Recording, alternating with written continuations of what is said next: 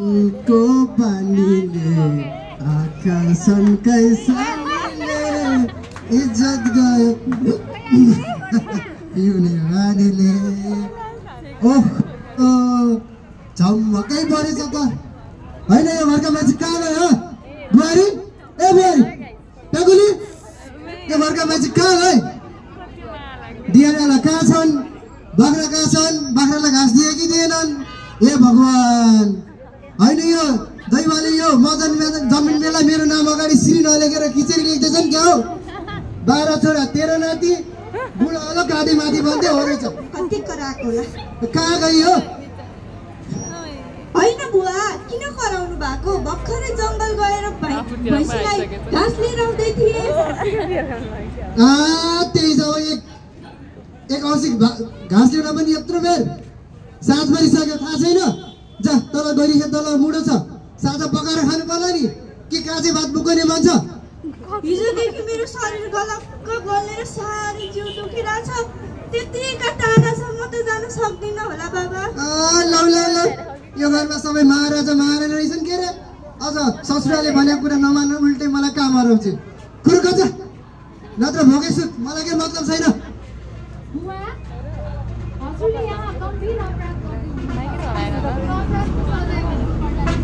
ख्याल गर्नुहोस् यसले गर्भवती भएकी बुहारीलाई घरमा बसेर आराम गर्न लगाउनुको सट्टामा घाँस दाउरा बोक्न पठाउने त्यो पनि हप्काई बोतलको पानीले दिमाग सबै सकाप पार्यो जस्तो छ हजुरको होइन यो बिहान मेरो काउड असति ह काउड यो असति यो मरेस्या यसका त मैले यो भाटालाई ठटाउँछु ह ल उहाँले हेरेर हजुरहरु नै भन्नुहोस् त कुन चाहिँ देखिन्छ मरेको स्याल जस्तो वहाँ कि म रक्सी खाएर सुकेको छेपारो जस्तो हुने हजुर अनि अर्कालाई मरेको स्याल भन्न पाउँछ गर्भवती बुहारीलाई त पोसिलो खाना खान दिने आराम गर्न लगाउने बेलामा जोखिमपूर्ण काम गर्न पठाउने उसको र बच्चाको भविष्यमा कस्तो खालको समस्या आउन सक्छ सोच्नु भएको पनि छ अनि गर्भवतीको गर्भको जाँच गराएका छन् कि छैनन् नि जंगलमा स्याल मेरो जय भने चाहिँ उ मेरी बुहारी हुन् तिमीलाई के को कन्याइन चिलायो जेसुकै गरौँ म उलाई खुवाऊ कि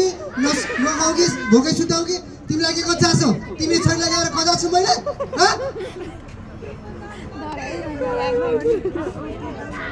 अर्को माइक देऊ न माइक अर्को देऊ न तिम्रो देऊ गर्भमा बच्चा बसेछ जचाउनु पर्छ भन्ने कि मात्र के थिइन् उल्टै ससुराले झन्डै मारेन भाटाले हानेर गर्भ बसेदेखि अहिलेसम्म जाँच गरेकी छैन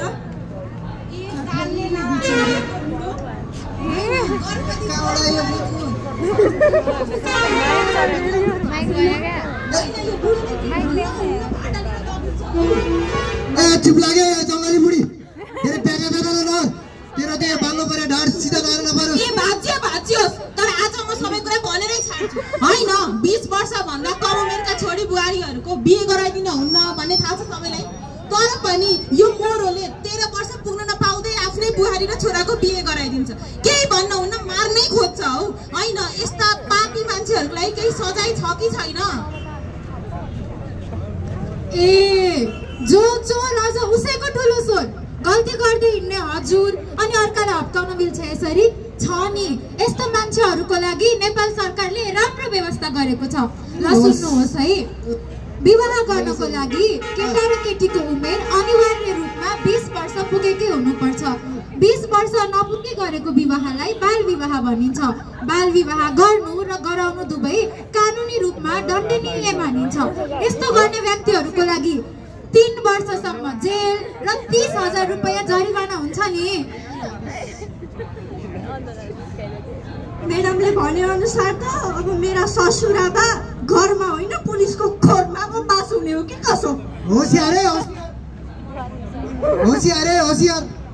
आज आएर मेरी बुहारीले मलाई जेल हाल्छु भन्ने खै बोतल ल्याउ त बोतल ल्याउ ए होइन के अरे भाटा ल्याऊ यसलाई त म यो भाटाले ठटाउँछु ए नानी यो बाल विवाह भनेको के हो यसको नकारात्मक प्रभावहरू के हुन्छ यसो भन्दिनु त हामीलाई पनि सुनाऊ ल सुन्नुहोस् है सबैजना अनि बुवा हजुर विशेष गरी यता सुन्नुहोस् बाल विवाह गर्दाखेरि बालबालिकाको अधिकार त हनन हुन्छ नै हुन्छ सानै उमेरमा पढाइ लेखाइ छोड्नु पर्ने हुनाले भविष्य पनि सुनिश्चित हुँदैन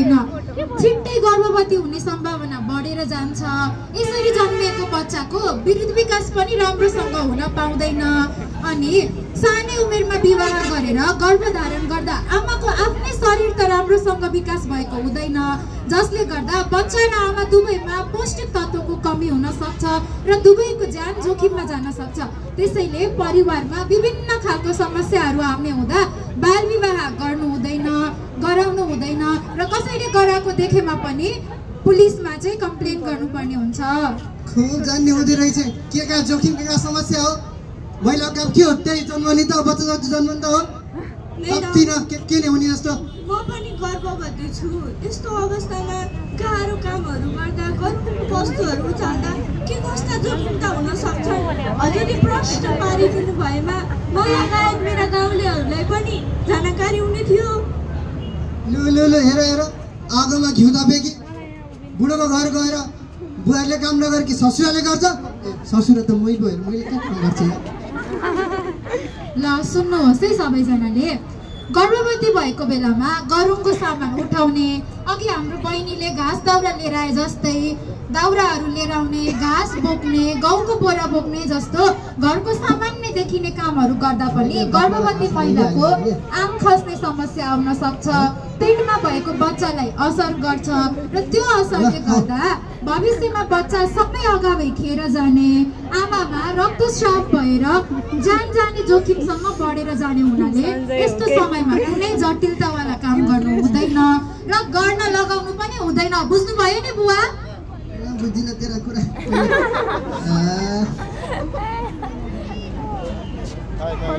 हाम्रो पालीमा त न कुनै औषधि न कुनै उपचार। यस्तो यो चाहिँ जाँच गराउने कसरी, कहाँ गराउने, कसरी के हुन्छ यसो भनिदिनु त। मेरो पनि बुहारी छ, उसलाई लिएर म भोलि नै स्वास्थ्य चौकी जान्छु। के गर्न आइरहेछ बिहान बेला भनेर त्यही भाडमेला गर्न पो आइरहेछ। अर्की नभएर अर्की थप्पी के हो तेरो पारा? मेरे घर अपना मेरे गाउँमा आएर अब के म लुङ्गी लाएर हिँड्नु? यसलाई त म आज छोड्दिनँ क्या जसरी भए पनि। हजुर अलि टाढा गएर बस्नुहोस्, हामीलाई कुरा गर्न दिनुहोस्। महिलाहरूको आपसी कुरा रहेको छ। हजुरले बल्ल कुरा बुझ्नुभयो जस्तो छ। सुन्नुहोस् है, गर्भ अवस्था भनेको अत्यन्तै संवेदनशील अवस्था हो। यो समयमा गर्भवती माथि गरिने सम्पूर्ण लगानीले आमा, बच्चा र पुरै परिवारको भविष्य निर्धारण गर्ने हुनाले यो समयमा गर्भवतीको विशेष ध्यान राख्नुपर्ने हुन्छ। उहाँलाई प्रसुति सेवा लिनको लागि स्वास्थ्य संस्था लिएर जानुपर्ने हुन्छ। कहिले कहिले लैजाने भन्दाखेरि सबैभन्दा सुरुमा आफू गर्भवती भएको थाहा पाउने बित्तिकै अथवा महिनावारी रोकिएको 12 हप्तामा, त्यसपछि 16 हप्तामा, 20 देखि 24 हप्तामा, 28 हप्तामा, 32 हप्तामा, 34 हप्तामा, 36 हप्तामा अनि 38 देखि 40 हप्तामा लिएर जानुपर्ने हुन्छ नि। यसरी गर्भमा बच्चा आएपछि नियमित जाँच गराउन पाए त आमा र बच्चाको ज्यान पनि सुरक्षित हुने होइन र म्याडम? तर हाम्रो जस्तो आर्थिक अवस्था कमजोर भएको घरमा देख्नुभयो ससुरो बुढो जाँड खाएर पैसा सकाउँछ, हामीसँग 1 सुको पैसा छैन। यतिका जाँच गराउन त त्यही पैसा लाग्छ होला होइन र म्याडम? होइन नि होइन, यो बारेमा हजुरहरूले चिन्तै गर्नु पर्दैन। हाम्रो गाउँमा रहेको स्वास्थ्य संस्थामा गर्भ जाँच गराउन कुनै पनि किसिमको शुल्क लाग्दैन। अघि मैले भने जस्तै हजुर प्रसुति सेवा लिन गए बापत 800 रुपैयाँ पनि प्राप्त गर्न सक्नुहुन्छ। एकदमै खर्च हुन्छ भनेर चाहिँ घरमै जाँच गर्नु थाहा छ, जोखिममै हुन्छ, गर्न हुँदैन, तर पनि के गर्नु, घरमै गराउँछ। यस्तो त गर्न हुँदैन होइन र? हो, हजुरले भने जस्तै कारणले गर्दा विगतमा हाम्रो गाउँघरमा धेरै गर्भवती आमा र शिशुहरूको ज्यान गुमाउनु परेको छ। यसरी मृत्यु हुनुको पछाडि अरू कुनै कारण नरहेर हामी सबैको लापरवाही हो। नेपाल सरकार स्वास्थ्य मन्त्रालयले गर्भवती महिलालाई स्वास्थ्य संस्थामा लगेर सुत्केरी गराए बापत यातायातको खर्चको समेत व्यवस्था गरेको छ। ल सुन्नुहोस् है सबैजनाले, हिमाली क्षेत्रमा रु 3000, पहाडी क्षेत्रमा रु 2000 र तराईको सबै क्षेत्रमा 1000 रुपियाँ पाइने हुँदाखेरि सबै गर्भवती महिलाहरूलाई स्वास्थ्य संस्थामा नै लगेर सुत्केरी गराउनु पर्छ है। विगतको समयमा यस्ता राम्रा कुराको जानकारी नहुँदा घरमै बच्चा जन्माइयो, ठुलो दशा खेप्नु पर्यो। अब बल्ल चेत खुल्यो। स्वास्थ्य संस्थामा सुत्केरी गराउँदा यातायात खर्च पनि पाइने, आमा र बच्चाको ज्यान पनि सुरक्षित हुने। अब यसपटकदेखि चाहिँ सुत्केरी गराउन म पनि स्वास्थ्य संस्थामा नै जाने प्रतिबद्धता जनाएँ। राम्रो कुरा गर्यौ नि बहिनी। होइन, यसो गर्यो भने त गर्भवती आमा र नवजात शिशुहरूको अकाले मृत्युबाट ज्यान जाने जोखिम पनि कम हुन्छ है। हो नि। ल है गाउँले यो कुरामा त म पनि सहमत भएँ। अब त चिसो पानी खाने पैसा आउने भयो नि त यो खालकोमा। होइन क्या यार, यातायातको खर्च मार्ला नि। Good good. गर्भवती छोरी बुहारीलाई स्वास्थ्य संस्थामा नै सुत्केरी गराऊ। तपाईँ हामी सचेत हौ। गर्भवती आमा र नवजात शिशुको ज्यान जोगाऊ। बाटा फाल्यो बुढो खामीले, बाटा फाल्यो बुढो खामीले, सबैको ज्यान जोगिने भो स्वास्थ्य चौकी जाने बानीले। सबैको ज्यान जोगिने भो स्वास्थ्य चौकी जाने बानीले। बाटा फाल्यो बुढो खामीले, बाटा फाल्यो बुढो खामीले, सबैको ज्यान जोगिने भो स्वास्थ्य चौकी जाने बानीले। सबैको ज्यान जोगिने भो स्वास्थ्य चौकी जाने बानीले।